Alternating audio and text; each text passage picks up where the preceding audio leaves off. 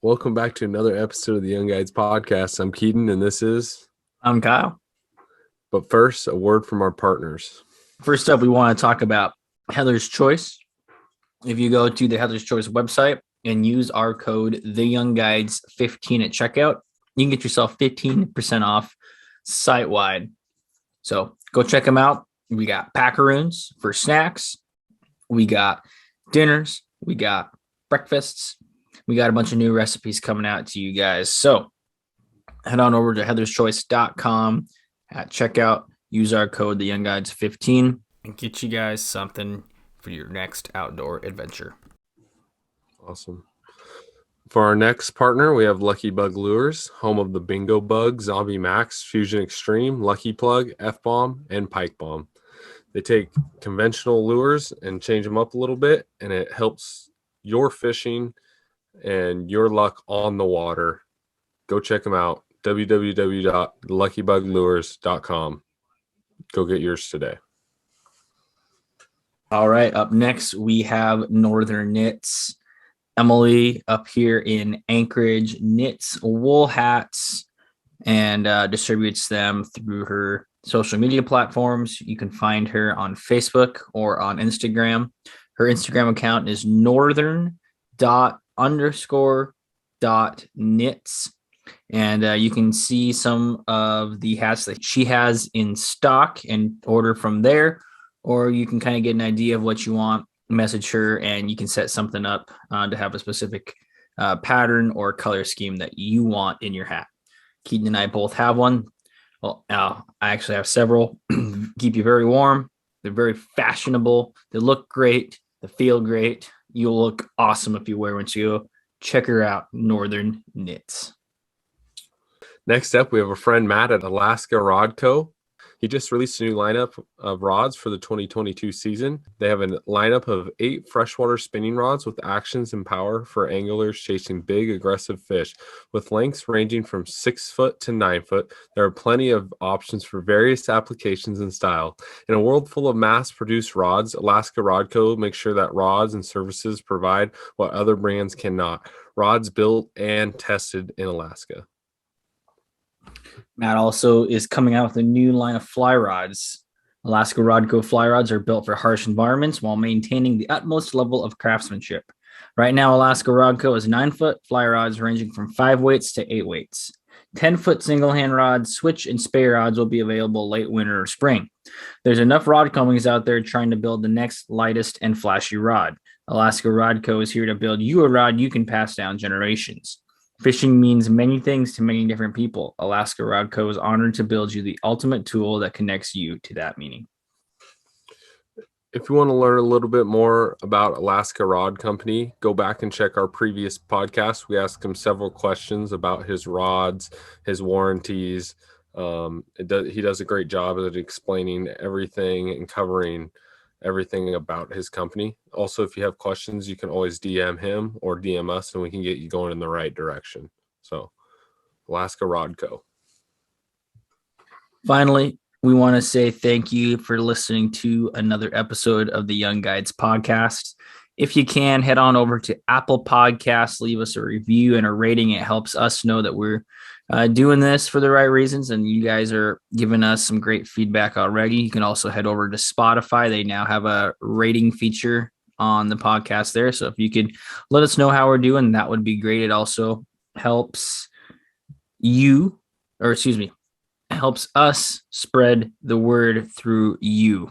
But makes us pop up on the feeds wherever you listen to podcasts a lot more if you give us a great rating and a great review. You can also head to our website and contact us through that form if there's anything that you think we should know about, if you want to be on our show, or if there's something that we need to work on. You can also find us on Instagram, and same thing, give us some feedback, drop us a message, and we will get back to you. With Instagram, make sure to also check our story. We before we do our podcast on Thursdays, we always have an option for you guys to ask questions to the people coming on our podcast.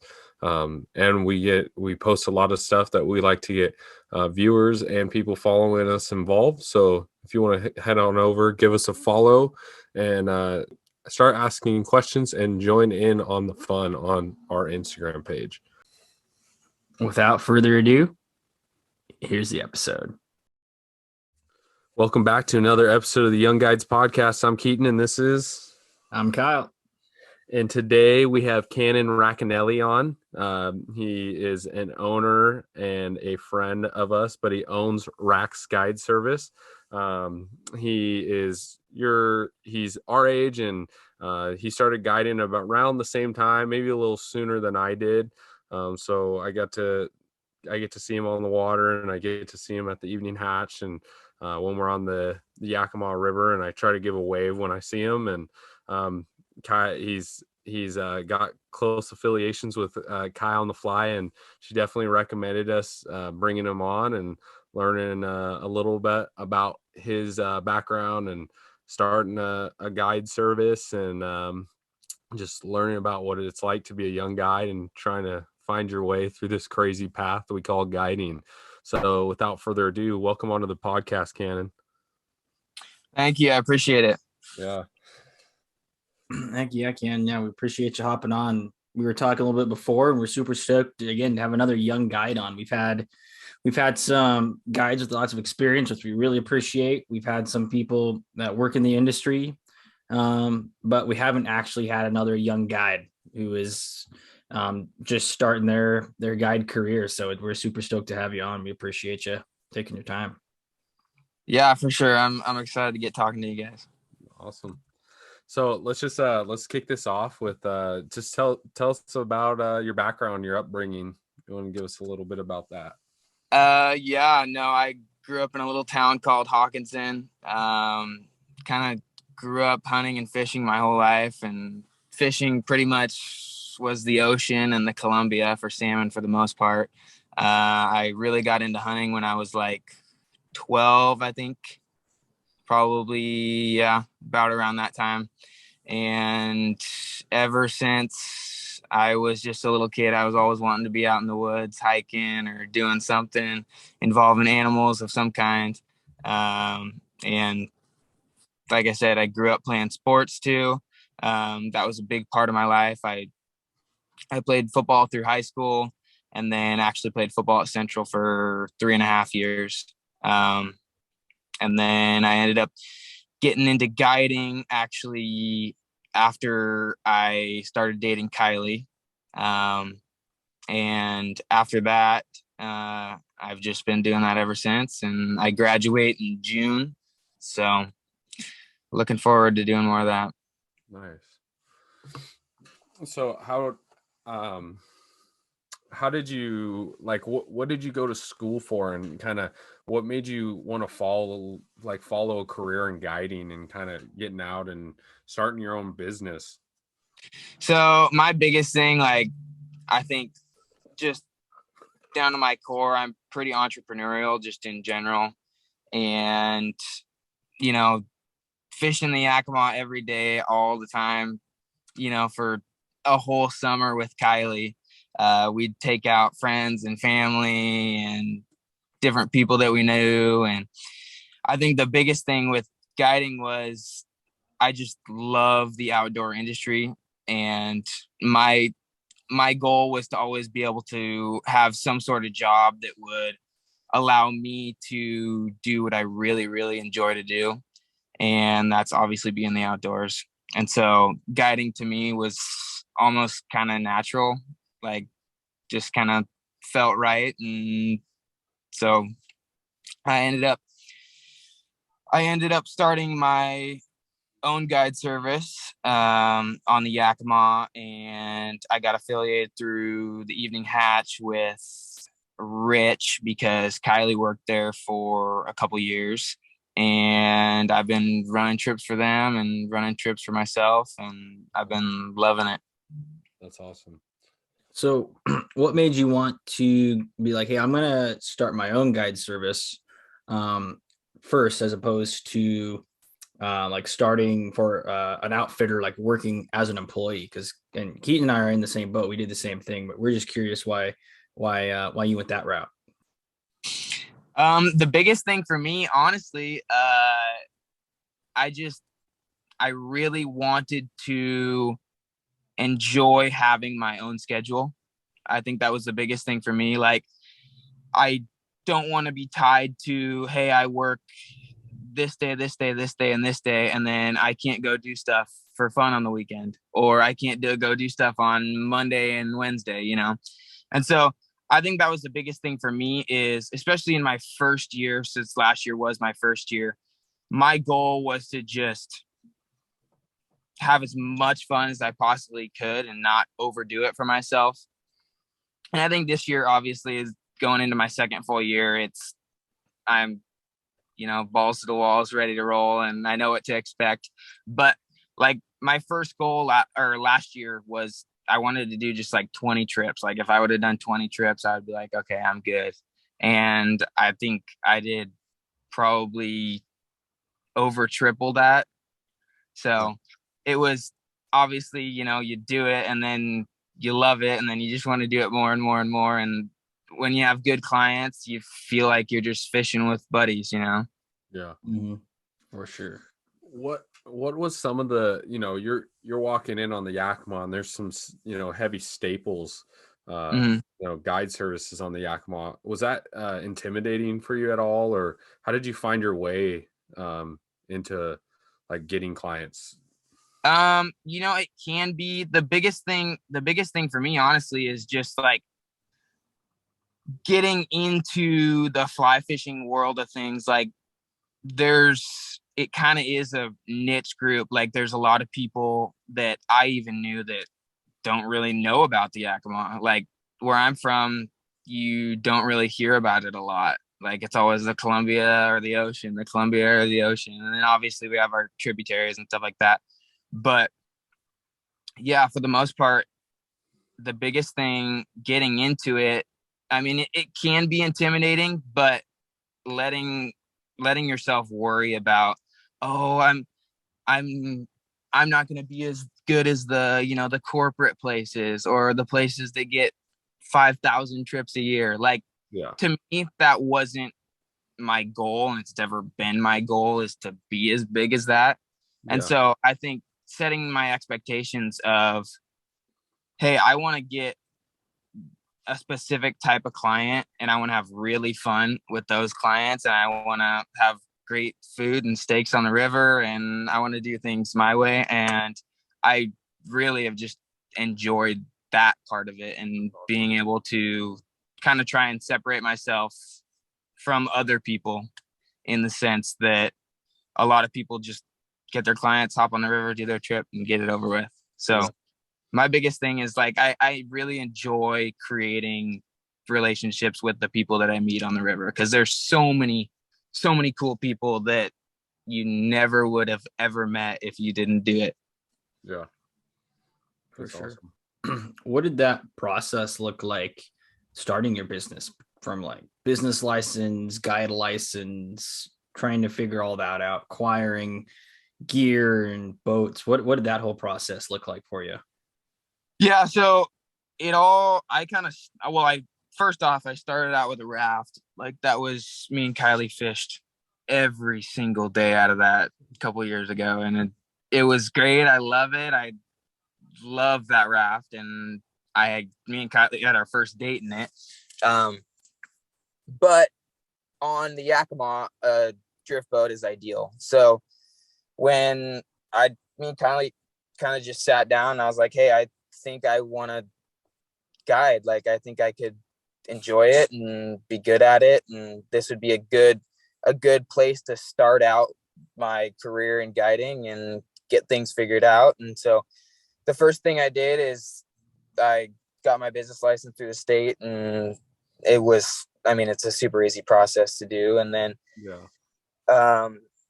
I got my guide license, and the biggest thing that I didn't even know coming into it is, like, you have to have all the right commercial insurance for it, and not knowing that, it's something that you're like, oh wow, I got to spend $500 $500 for my insurance for this whole year on my drift boat and everything. And so that's another expense. I think there's a lot of things that people don't realize about, like, starting your own business is like the expenses. Like I know a lot of people and other shops pay for their guide license, and they'll pay for their boat if they want to use it and stuff like that. So the biggest thing is there is a lot of expenses just starting out. I mean, you got minimum 5 rods because the clients tend to break rods. I've had that happen a few times. But yeah, no, from lines, flies, rods. I mean, there's a ton of different things that you have to accumulate. And luckily we had accumulated that throughout the year prior, which kind of helped me lean into things. And that was probably the biggest help, is just acquiring that stuff over time. And I mean, Rome wasn't built in a day. Obviously you're going to have a lot nicer gear 5 years down the road than you do starting out. But yeah. What did like your like legal process look like? You know, how was that going about trying to get like a waiver filled out for yourself? Did you know, are you using someone else's waiver, or are you kind of going, like, how are you doing that? What do you mean by that? Like pre-trip waivers and stuff. Was there like any legal? Oh yeah, no, I know what you're saying. Yeah. So the waivers that I use are like a basic safety waiver pretty much, and I put my guide service on it, my name, and apply it to what I'm doing basically. I think most people do that. I know that you can make like your own and stuff, so you can have like specific applications and stuff like that. I just use a general one. I think it's the easiest way to do it. I'm sure most shops do it like that, but I've never asked that process. You know, everyone's kind of got their own, and it is what it is. You know, I didn't know if there was any legal process with it or anything. So that's pretty cool. Not that I know of. If I do need to find that out, then I should, but I haven't. Like I said, all the other waivers I've done have just been like through the hatch and, hey, sign this before we head out and stuff like that. So cool. Sure. So what are things going to look like now differently? Because you say you're going to be guiding more this fall, other places from the Yakima. Is that correct? Yeah, no, I'm actually me and Kylie are headed up to Alaska. We're gonna do coho season on the Togiak River, and I'm really, really excited for that. Salmon's always been my one true love, of course, growing up right on the Columbia. But yeah, no, I'm really, really excited to go to Alaska. I've never been to Alaska, like, at all. Crazy. And I know you guys love it up there. Kylie shows me all the pictures. But yeah, I am very excited about that. I'm actually going to do some salmon trips after I get back too, which I'm excited for too. But the biggest thing is I'm really, really excited for Alaska. But obviously there's a lot of steps you have to do. Like, I have to get my Coast Guard license. You have to get like a TWIC card. There's a lot of different processes that you have to do specifically up there that you don't have to do down here. But I mean, if you're going to run a boat down here, you have to have a Coast Guard license and stuff if it has a motor. Yeah. Gotcha. What is like, when you are guiding up in Alaska, are you going to stick to like fly fishing, or are you going to do a little bit of gear fishing, or what is that going to look like? I think it's a little of both. I know Kylie likes to do some of the fly fish, or they like Kylie to do some of the fly fishing clients, just because she does fly fish a lot. Yeah. Kind of her area of expertise. I'll probably do a little bit of both. I really don't discriminate. I love fishing as a whole. But yeah, no, like I said, I think I'm going to do a little of both, and I'm excited. That's awesome. Heck yeah. The silvers are you'll have you fished for silvers much? Yeah, and I know the twitching up there is a lot better than it is down here. Oh yeah, you're gonna like those silvers. They're pretty. Yeah, it's Kylie's told me all the stories, and I am stoked to learn that river. For sure. You want to ask that next question, Keaton? The one you just typed. Yeah. So I have a question for you. You're talking about doing a little transition down into Columbia and stuff. What's that going to look like for you? I mean, you got all this fly gear, you've done all that. I know that some parts of the Columbia, it's not fly friendly. So yeah, I know. Downriggers ready or what? Yeah. Yeah, me and Kylie actually just got a boat. Oh boy, 2.5 months ago now.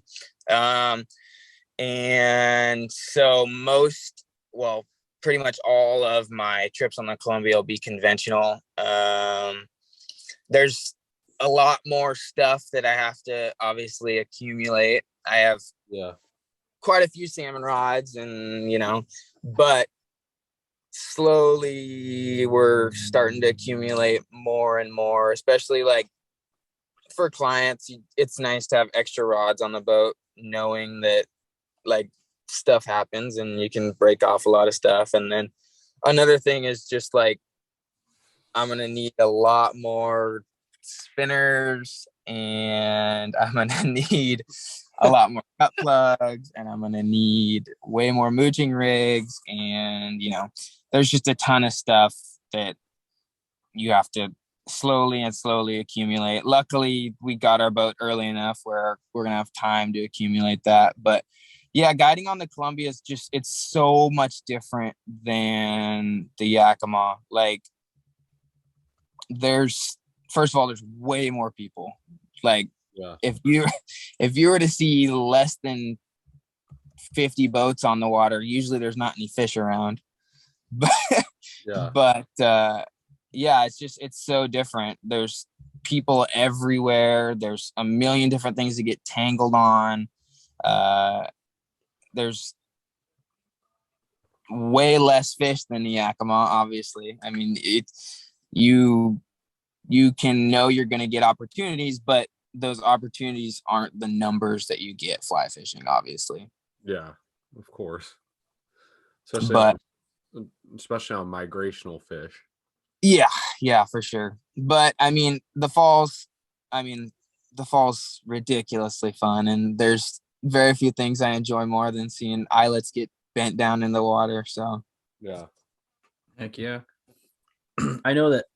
I mean, you haven't done that yet, but you have guys in Yakima, and you've had experience, obviously fishing and stuff. But when it comes to business, and if you don't want to answer this question, I feel like you can. Don't worry about it. But do you think that it's going to be more profitable for you personally to guide those salmon trips versus the fly fishing trips, or do you see fly fishing trips as more profitable than those salmon trips, or anticipate them to be? So I'm gonna be completely honest. The fly fishing trips, I know for a fact, are gonna be more relaxing. Like, as a whole, like, you're floating down the river, you get to hang out with your clients all day. There's not a ton. I mean, rowing's not a ton of manual labor. Everyone's in good shape. But it is a lot more profitable. I think most people nowadays, $225 or $250 a stick, and you have 4 clients usually on a boat. Some people have 6 clients on a boat. But the bigger thing for me, honestly, is, so my next aspiration is going to be in firefighting. So I'm going to get my EMT in the fall, and I want to set up kind of my side business now, because I am planning on getting into firefighting, and I want to be able to guide on my days off. And fortunately, that's the type of job that allows you to be able to guide and do other things. And so for me in my future, that's kind of like the next step, especially with moving back home. Yeah, absolutely. That's cool. I got another fish question for you. Yeah. I'm just curious. I always drive past that mammoth of the Columbia, and do you ever find yourself like, running up in a sled or in a in a boat, and you find like a big pod of like salmon, and then you can switch up your tactics to like jigging or spin fishing for them, or are you always kind of like on that downrigger game? So I'm never running downriggers unless, there are certain places I know, like Wanapum and stuff, people run downriggers just because there's so much water coming off of that dam that you want to stay right under the boat. Otherwise you're going to be 10 feet into someone else's boat and tangled all up. But for the most part, we're trolling 360s or triangles for springers. But flashers, sorry. Yeah, absolutely. I'm novice, so that's why I questioned. And every picture I see of the Columbia, they're down at their that point. What is that point that leads into the ocean? Buoy 10. Buoy 10, yes. And it's like everyone's running downriggers into each other. So I'm like, that's just the Columbia. Yeah, there's definitely a lot of battle fishing. I love the Columbia. I love Buoy 10, but sometimes I hate Buoy 10. I actually prefer to fish upriver. But the tactics they can change. They change more when you mess into or when you go into like the tributaries and stuff. Then you get into like twitching, back bouncing, using bobbers and eggs and jigs. But in the Columbia, usually unless you're anchored up, most people are going to be trolling for the most part, especially like with 360s and a lot of the technology that's came out. It's people just catch more fish than they did. Yeah. Like on a rod and reel, like it's just more effective. But there's people that anchor fish pretty much every day and crush fish all year. Yeah. So, it's just different tactics. And I think it depends on the year. There's times when the current's moving so fast, especially like at Buoy 10, that you can't fish a 360. Like triangles are kind of all you can run. And I don't personally, I think that the 360s are more effective, but there's times when you have to run triangles and you have to run specific types of gear. But yeah. That's awesome. Throwing a lot of questions at you. I know you're kind of getting that all kicked off and stuff, and you've been good. I'm always learning, and I love doing it. Yeah, that's great. So, how do you find clients through that, or like how are you looking for clients for guiding on the Columbia? Because I know that obviously, like say on the Yakima, you got several outfitters, you got a lot of guides. What does that look like competition wise with other salmon guides on the Columbia? And then again, finding those clients and competing with those other guides. Yeah, for sure. With the Columbia, there's obviously it's so big and there's so many different guides that you can go with, right? And so finding the guide that's going to suit you the best and you enjoy being with them and sitting around all day is a big part of it. I think marketing is super important for that. I actually have a buddy that is going to help me rebuild my Rax website, and then we're gonna do some marketing, and he's gonna help me out with that. And so that'll help out quite a bit. But the biggest thing, and I've kind of seen it with all my guiding so far, is word of mouth. Like, hey, I got a text from so and so. They recommended you. I want to book a trip this day, and it's like, okay, I can do that day, or no, I can't. You want to do this day? Word of mouth is, I mean, obviously they talk about word of mouth advertising being super good, but I think it's something that's invaluable. And there's a lot of family members and cousins that know people that want to book trips, and all of a sudden it's, hey, do you want to do this trip right now? Sure. So I think that's super important. Marketing super important. And then I'm also going to do some trip through the hatch too, like at the mouth of the Klickitat. So Cool. Oh, nice. That'd be super cool. Yeah, I can only imagine the challenges that of trying to sell yourself in a world that it seems like a smaller amount of fish are coming back. There's a lot of guides now. Everyone's trying to become guides. So I can only imagine how challenging it could be. But it sounds like you're going down the right direction. And biggest thing is selling yourself, right? So hopping on the Young Guides podcast and really get your your name out there. Yeah, for sure. Yeah, a guy that works for the hatch, one of the best things he's ever told me is when you're guiding, you're in the people business, not the fishing business. Yeah. And I've never heard a truer statement. Like, there's people that you could take out and only want to catch a ton of fish. That's their main goal. They could care less about talking. And then you get people that are like, dude, I just want to be here. Like, I want to get away from the house and all the crap in the world.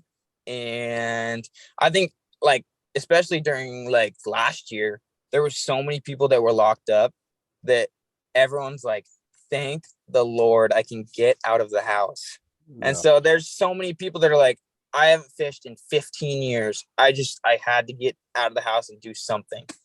Yeah.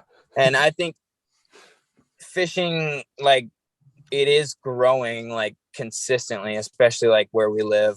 There's just, I mean, I think there's more and more people getting into it. I think I was reading a statistic and it was like 4 out of 5 boat buyers are first time buyers.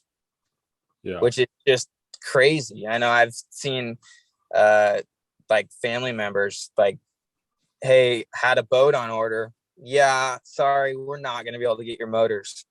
Like, there's just, they can't keep up with the demand.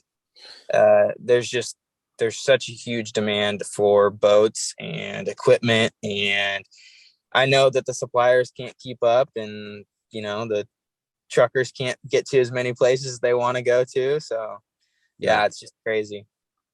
I was working down at Orvis for a little while, and like during like part of last year, there was probably like 4 months that we were out of like 5 weights, 6 weights, and 4 weight rods. Like, they would come in, they'd hit our shelves, and next thing you know, like, as soon, it's like they could hear it hit the rack, and people are walking out with them, like, just going like hotcakes. So yeah, there was a time you couldn't buy a 9'5" weight.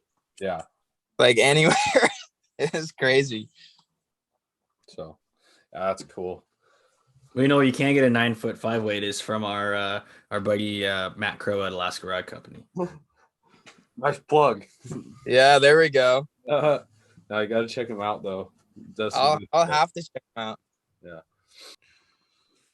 So we talked a lot about your guiding and fishing, and you're gonna be guiding the Yakima, guiding the Columbia and Alaska. But we Keith and I both follow you and on Instagram, and we have noticed that you've been doing a lot of hunting. Tell us a little bit about that. And I guess first off, is that something you find yourself doing to kind of get away from the guiding? Like that's almost like your break. Do you see hunting as that for you? Yeah, definitely. I think like even last year, I saw salmon fishing as kind of like my break from guiding. Like, it was able to get away and not have to worry about anything, and I could just fish and enjoy myself.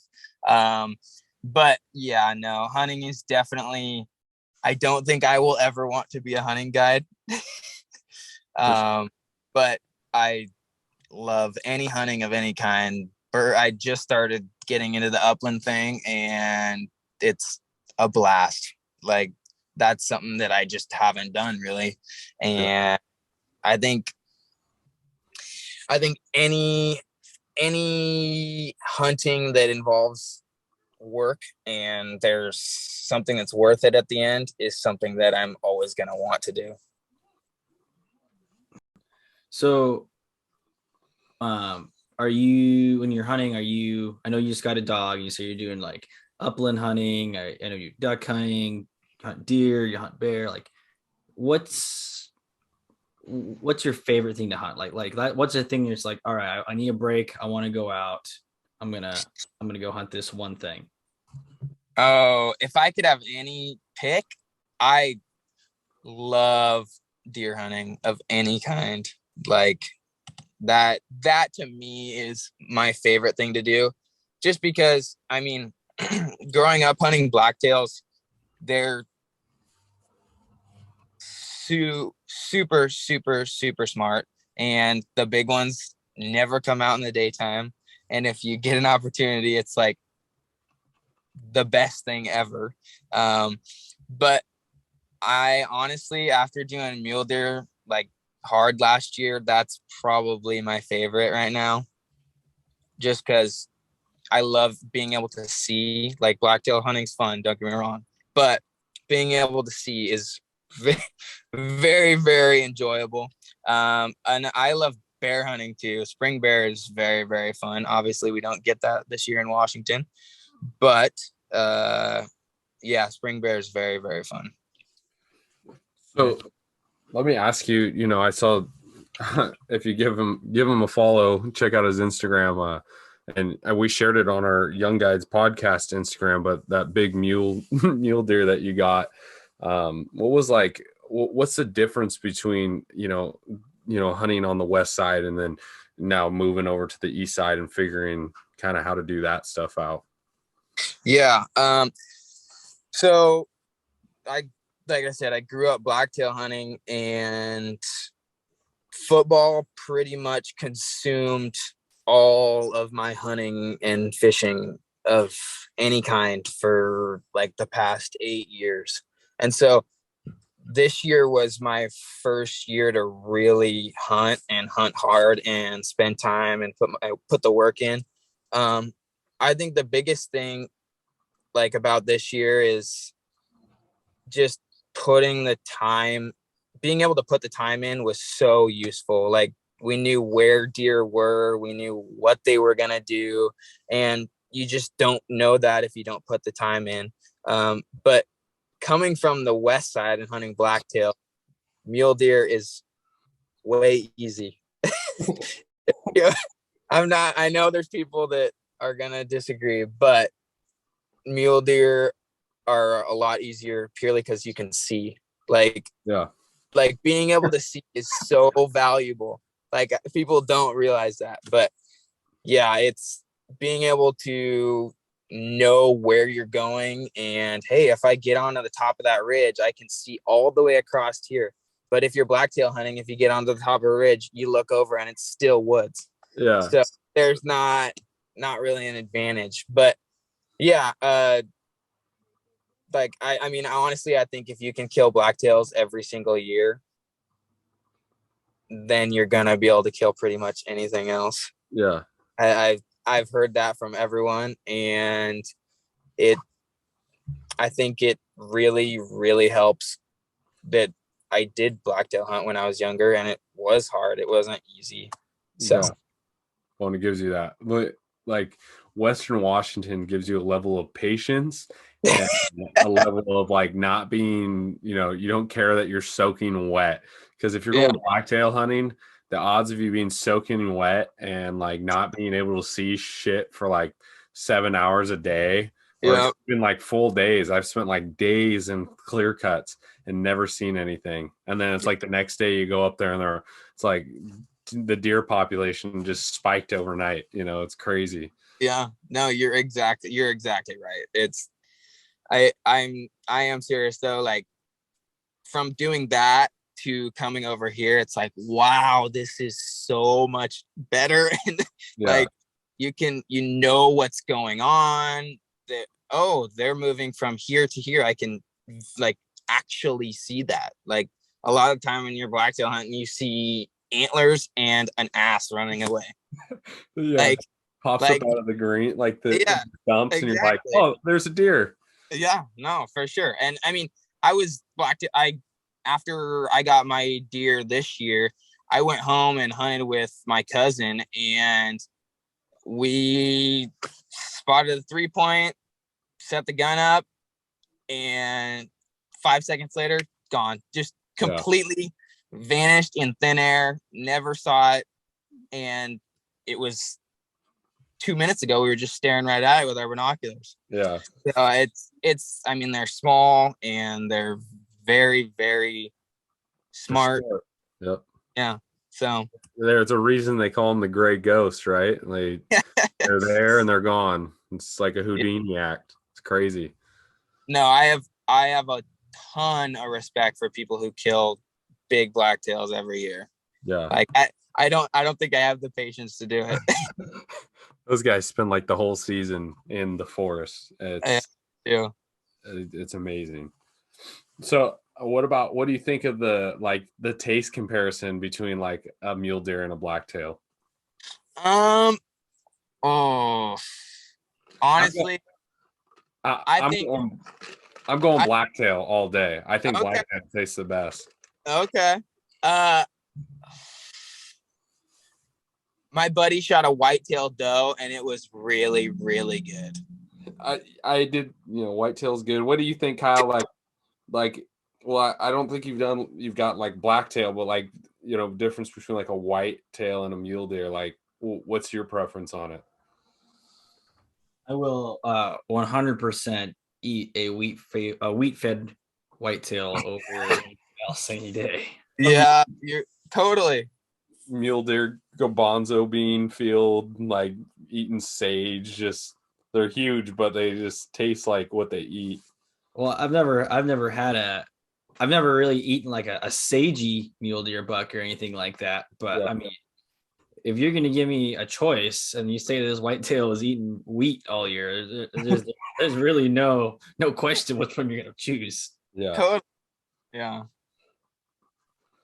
Yeah. I think honestly, I love venison, and if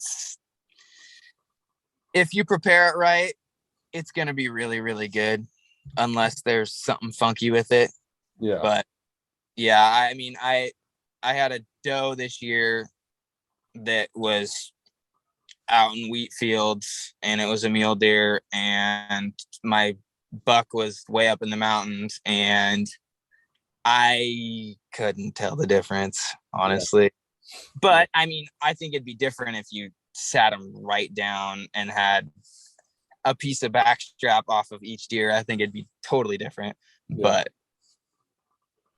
well, compare it like, from different regions of like the state too that you hunt, they're going to have a different food source and where you're hunting them at. That like you wouldn't think about that, but it does taste a little different, oddly enough. Yeah, for sure. But like you said, I think you have to be like, toothpick and like eating it back to back to really like. Yeah, totally. I think honestly, it differs with so many different things. Like salmon, I mean, there's people that like springers are really, really, really good, but ocean coho are insanely good. Like, and I know people that say that sockeye. Kylie loves sockeye. That's one of her favorites. So I don't know. I mean, a lot of it's just personal preference. No, for sure. I can say that on the salmon, like the silvers we catch on the road system are good, but when I was out in Western Alaska, we kept some silvers and we ate some on the trip, and it's like huge difference in two different strains, slightly different strains of coho in the same state. Huge difference in taste. Yeah, once they get out of the salt, it's just a little bit different. And I would say the same thing with like, I know we're comparing like 3 different species of deer and stuff, but like I can tell a distinct difference between each one of the bears that I've shot. Like they've all been great, but even and like you said, Keaton, it all depends on what they're eating. Yeah. Like if they're eating garbage or salmon, they're going to taste like garbage or salmon. But if they're eating berries, they're going to be sweet. And Yeah. so it's, yeah, I think it all depends on what they're eating. And same thing would go with the fish too. I'd imagine like if they're in a certain part of the ocean, they're probably eating a certain type of food, Totally. like a shrimp or something versus some kind of like fish. So I think that would totally affect it as well. Yeah, no, that makes total sense. The only bear I've really had has been spring bear, and so they're eating grass, so it's tended to be pretty good. So Yeah. I wonder, and this might, if someone knows or someone's listening to the podcast, I wonder if like the stream systems that they go into like plays a key in the flavor, right? Like think about like think about like let me put you in my setting, right? Think about like an urban coho versus like a coho that you're catching out of like, Alaska on the road system. Like there's got to be like the chemicals or something they go through or what they face in the ocean. Like there's got to be some flavors there that are like, especially down here, there got to be some causing cancer shit in them, so yeah, pinks out of the puke probably don't taste very good. yeah, you get a little grainy flavor with them. Yeah, for sure. Well, like up here in Alaska, you hear about your Copper River Reds, right? Like that's supposed to be your best eating fish. And the reason a lot of those fish in the Copper River are good is because that river is fast and like super heavy current. And so those fish have evolved to live in that water and they have to be strong. They have to be muscular. And I think in turn with that comes the flavor of the meat, because if they're in, or even take like what your summer hogs used to be in the Columbia before they built Grand Coulee Dam, you'd have like those 100-pound kings. I'm sure those things tasted great because they were big, they were muscular, because they had to go a hell of a long ways. And I think that for sure, Keaton, has a huge part to do with how they taste. Yeah. No, I was thinking about that, like an example is like the puke, right? It's mud. So, maybe like a fish coming right from the salt into it, you're not really going to tell a difference, but a fish sitting in there a week, like you got to start telling a little difference or something about it. But, some people say they can't tell, and I don't know. I think some people are hungrier than others. Yeah. Yeah, that's very true. So we're on the topic of like on like cooking and stuff, right? Are we expecting a Racanelli cookbook anytime soon? I saw you got like a YouTube channel about it. So yeah, me and Kylie have a food blog, and we're starting to accumulate more and more and more recipes. But when it comes to fish, she's probably the king. She does really, really good with fish. But yeah, no, I cook. My family's Italian, and so anyone in my family that can't cook is like a big outlier. So that is like my number. I love cooking of any kind. Like we're always trying different things, making different foods. And I think that's what's so nice about like being able to go out and harvest your own food is come back and then cook it. Like that's super, super rewarding. Like there's very few, like me and Kylie were just talking the other day, like I don't remember a ton of time. Like there is times where we do, go out and buy meat, but we have so much whitefish and salmon and halibut and lingcod and, deer. And it's just so nice to be able to have all those things and walk out and be like, oh, hey, I want tenderloin tonight. I can go grab it, which is nice. Yeah. I see you guys like I always when I'll be scrolling through Instagram and Kylie's always posting her like she's got like some tacos or something. And you guys are mixing up some contraption. I'm like, man, I need to hang out with these people more. Yeah, you'll have to come over. I'm always willing to cook. Heck yeah. And honestly, that's probably like one of the best ways to respect our resources, right? Like if we're harvesting them, like by cooking them and like eating them well and like really taking care of it, I think that's an awesome way to honor your harvest, you know? Yeah, you're exactly right. When I first started hunting, I was just always like, oh, hamburger, right? Or like spaghetti, or like, and I was like, this is kind of like bullshit, right? I feel like I'm wasting this thing I harvested. And I was like, there's got to be better recipes. So I've been like really branching out, trying to make like chilies and stuff like that. I mean, spaghetti to chilies, not much more of a jump, but like, you know what I mean? Like trying different things, trying like tacos and stuff like that. So I know we've covered a lot and you gotta make a drive still. So we kind of want to start wrapping things up for you. Is there anything else that we haven't asked that you want to talk about, or that you think we should know about you guiding, about your hunting, your cooking, anything like that? Oh, I don't know. I think we covered a lot. I trying to think of something. I'm gonna have to give a shout out to my family. So everyone out there who's listening. But yeah, no, other than that, I can't think of anything. For sure. Well, if someone wants to get a hold of you for a trip, or maybe a trip coming up in the future on the Columbia, what's the best way to reach out to you? How can they follow you? Where can they follow you? Lay it out for us. The biggest thing that I would prefer is honestly just give me a phone call. I'm sure you guys can probably put it in the description thing. Yeah. And then I have my booking site on there as well. And that's probably the best way to do it. If you're gonna book, I would definitely call first. That way we can schedule out the best time to go. I'm not a huge fan of just having people hop on and book a trip. Like I want to talk to them and say, hey, this is like the best time to come. Like if you want to come for Mother's Day caddis, it's really, really, really good. So I would wait an extra, 2 weeks, and then it's going to be super good. So I would definitely call before you book. And then, other than that, Instagram, I guess. Yeah. What's your Instagram handle?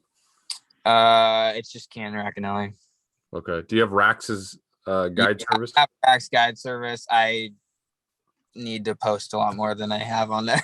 That's okay. But yeah, I have a million pictures from last year that still need to get put up. But cool.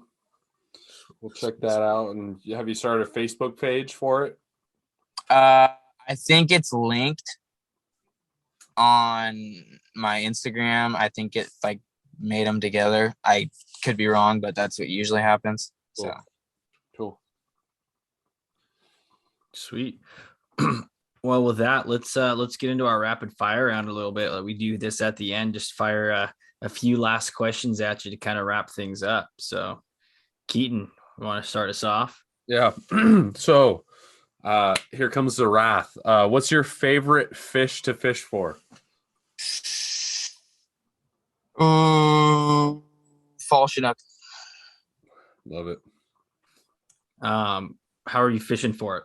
Like if you want the perfect day of fishing for fall Chinook, how are you catching them and where?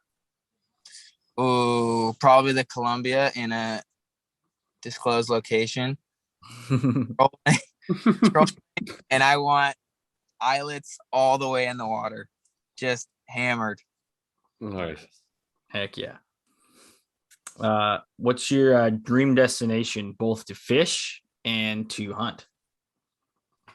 Oh, that's tough. Probably for hunting. Honestly, I really want to do like a mountain goat hunt. I think that would be the funnest thing in Alaska. That would just be epic. And then fishing destination, honestly, I want to do something tropical. Like all my fishing is in the Northwest, and I'd like to go spend some time somewhere hot and enjoy it. For sure. God, you know what I was thinking. What were you thinking? Oh, I was thinking you should check out Baja California. You know? Yeah. That's an inside joke. It was a while ago. Anyways, favorite meal and drink to have with you on the river when you're guiding, and then when you're kicking it back in the drift boat. Ooh, ribeyes and a Mac and Jacks. All right, I like it. What's your go-to drink when you're like guiding with clients? Not beer, because I try to be professional. But go to, I like iced tea. I love iced tea. Unsweetened iced tea. Weakness. All right, you're driving to the river, you know, you're meeting clients, or you're up early, you're driving to fish for kings on the Columbia. What kind of music are you putting on the radio? Oh, there's one song that needs to be played every time, and that's Fortunate Son. Oh yeah. Yeah, I want to hear down. Okay. That's awesome. Yeah. Okay, you're headed out the door to do an outdoorsy thing. That can be fishing, hunting, hiking, just going for a walk in the park. What's the first thing that you will grab for your trip? First thing that I'll grab, my keys. That is important. Very important. But what about out, like if you had one thing that you had to wear on all your outdoor ventures, what is like the one thing that you're bringing or take with you? Puffy, big, giant puffy. Yeah, and valuable. Nice. I think people underestimate, you know, having those spare clothes with them, even in like the warm days of summer. It's like, just never know. It's always good to have it with you. Well, yeah, totally. Like, especially in Ellensburg, like, you guys know the flipping wind kicks up, and then 60 degrees feels like 30 degrees. Yeah. Oh, and you're like shaking. Yeah, it gets. Yeah. So, kind of getting into some more quick guiding questions. What have been some of the challenges that you faced as a new guide in the industry, especially as a young guide? Honestly, just learning the river. That's the biggest thing. I mean, there's people that have been fishing it for 20, 30 years, and they've seen it change a million different times, you know. Just learning the trends, right? I mean, it changes all the time on the Yakima. You're fishing completely different in the fall than you would be fishing in the middle of the summer, you know. And that's the thing I think that I've learned is just always try and be able to adapt, and don't forget the things that always work. For sure. What was the hardest part about figuring out guiding? Figuring it out. Like, what was let me just narrow it down to like, what was the hardest part about like the river or the fishing aspect that like really challenged you when you first started? I think honestly, like teaching clients like what you want is a big, probably one of the toughest things to do, because I mean, you can have someone that's just an amazing caster, right? But if he's casting in completely the wrong spot, it doesn't help either of you guys. Yeah. And I think teaching clients the way I want to fish is probably something that I had to learn the most, just because, you know, you're floating down the river and there's a million different ways to fish it, and people can fish it in a bunch of different ways, but getting you synchronized with your clients fishing the way you want is just super important. Yeah, for sure. Good answer. What's your favorite aspect of guiding? The people, definitely. Like there's so many many cool people that you meet, like from Navy SEALs to truckers to dentists to people that guide on different sides of the country. Like there's just so many cool, interesting people that you meet. It's amazing the amount of relationships that you build just in an 8-hour day or a 4-hour day with someone, you know? Yeah. What's something you wish you knew when you first started guiding? How much stuff I'm gonna lose. Oh man. I think like when you fish with your buddies who can fish, it's you kind of expect them not to lose everything. Yeah. And you don't realize how much money that you're gonna have to spend on stuff that you're losing, right? I mean, because you get super, super good clients, and then you get clients that aren't as good fishermen, and you have super short leaders with some people, but some people you can fish right on the bottom, you know? Yeah. So I think just realizing how much stuff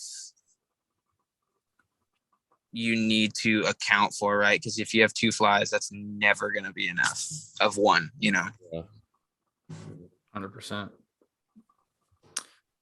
What kind of advice do you have for people coming into fly fishing and wanting to learn how to fly fish? Get out and do it.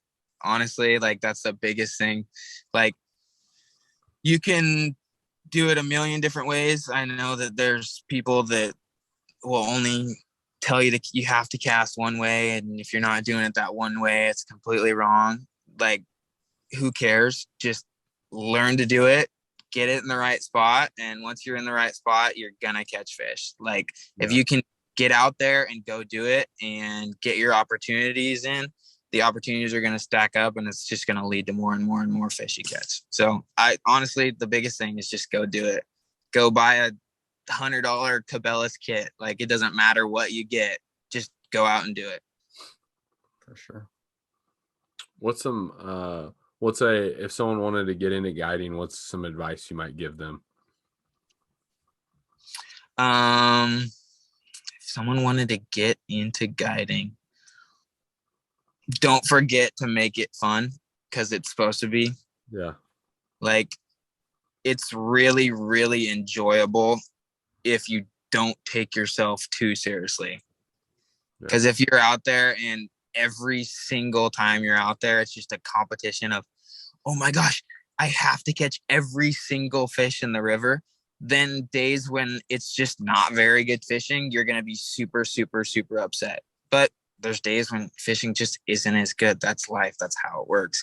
And so the biggest thing I would say is just make it fun, enjoy it, because it's a type of job where you're probably not going to be able to do forever. So do it while you can, you know?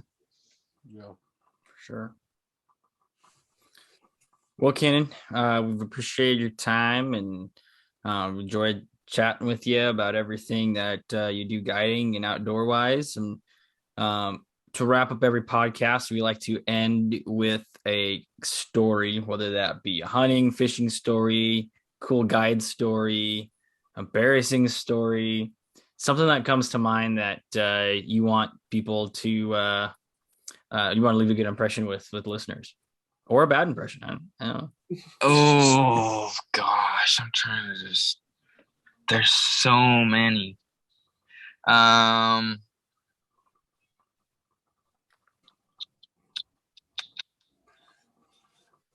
gosh. Gosh, this is a tough one. I'm sorry, I'm having to think about this. You're good. Think about it.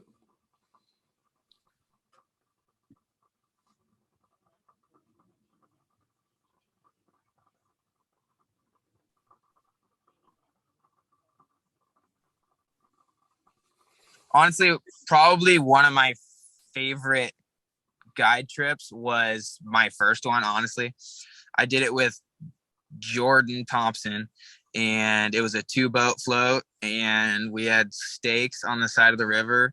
And when it was my first trip, so I was like super nervous, obviously. And when I got on the water, everything just kind of, every jitter that I had just kind of phased out, and it was like, okay, we're just fishing. Like at the end of the day, that's what you're doing. Yeah. And it was super great, and it was beautiful the whole day, and the clients caught fish, and it was super fun. And that's probably one of my most memorable guide experiences, just because it started out on a good note. I think if it had started out on a bad note, it can leave a sore taste in your mouth at times. But yeah, that was probably one of my most memorable. I love it.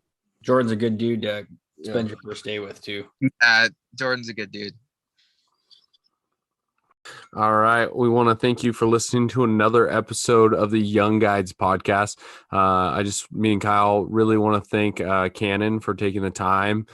Canon's in between the water and his destination, so he pulled over on the side of the road to do this podcast tonight, and that means a lot to us. We're very fortunate to have another young guide representing, the fishing industry like Canon.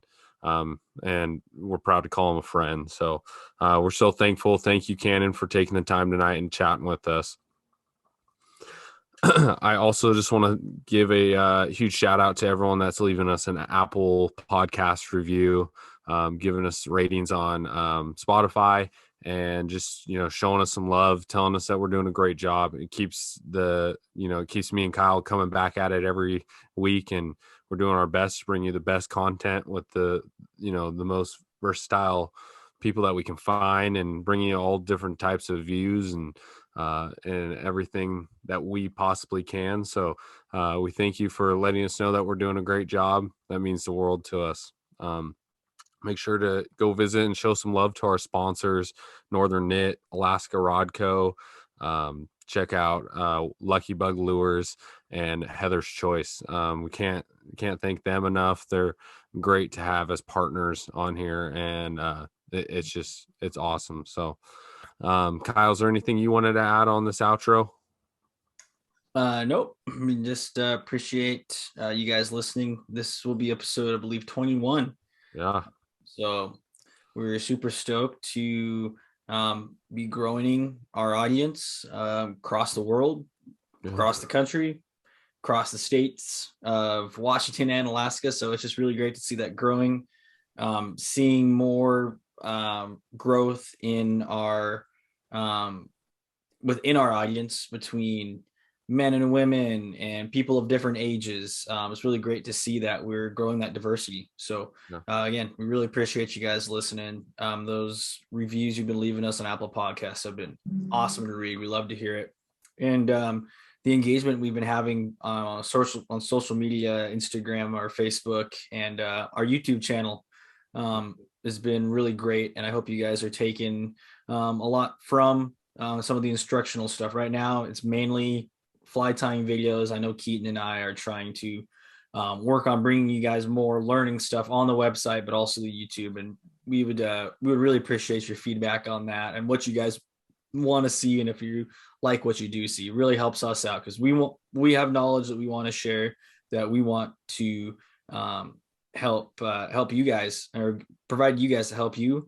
But we're also at a point where, and not like we'll ever get a point where we know everything, but we don't know everything, and we want to learn from you guys as well. Because I know I've personally learned a hell of a lot from clients that I use every day in my own life, in my own guiding, my own fishing. So it's all because of you guys is why we're here. So appreciate you.